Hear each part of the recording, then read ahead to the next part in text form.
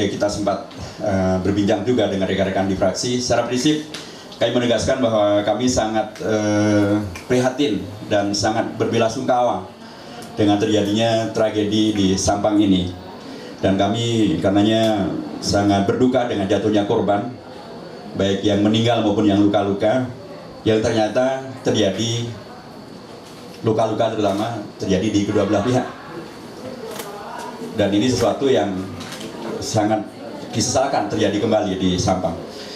Nomor dua, tentu juga kami sangat mengecam terjadinya konflik antar warga, karena harusnya sama warga tidak konflik.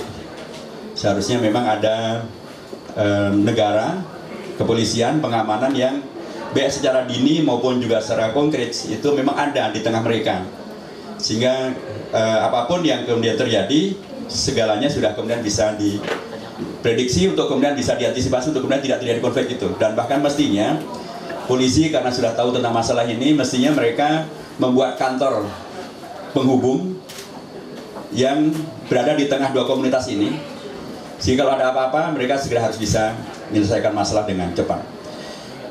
Kami juga menegaskan bahwa memang ini permasalahan juga harus diselesaikan bukan hanya di tingkat asapnya saja, apinya juga harusnya diselesaikan. Nah, karenanya kami mendukung bila dibentuk satu tim independen pencari fakta tentang masalah Sampang ini untuk kemudian mengurai masalah dari akarnya supaya kemudian bisa diselesaikan dengan maksimal.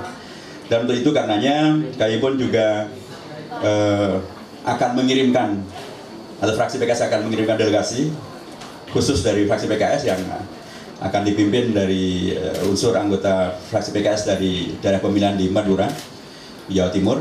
Kemudian pun juga dari unsur dari kawan-kawan fraksi yang dulu memimpin pansus undang-undang tentang penanganan konflik sosial, supaya nanti bisa melihat masalah ini secara lebih mendasar.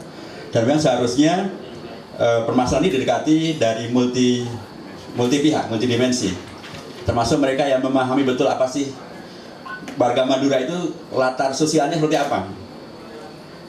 Sebab kalau orang menyebutkan bahwa ini adalah terkait dengan perebutan perempuan, dulu awalnya begitu katanya, di suatu hal yang agak sulit untuk dimengerti kalau dilihat bahwa ya di Jawa Timur banyak pesantren yang berdekatan tapi tidak pernah ada konflik. Apa sesungguhnya yang terjadi?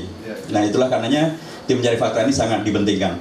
Kami juga sangat mengingatkan peran dari tokoh-tokoh masyarakat dan juga tokoh-tokoh ormas, tokoh-tokoh politik, termasuk tokoh-tokoh ulama, untuk betul-betul mengajarkan beragama yang menghadirkan berukhuwah, menghadirkan bahwa kita bersaudara, tidak saling membenci, tidak saling mencaci, tidak saling memfitnah.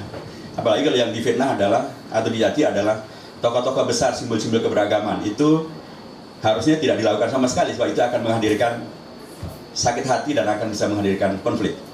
Karenanya yang terakhir, kami sangat berharap bahwa pada akhirnya Indonesia adalah negara hukum.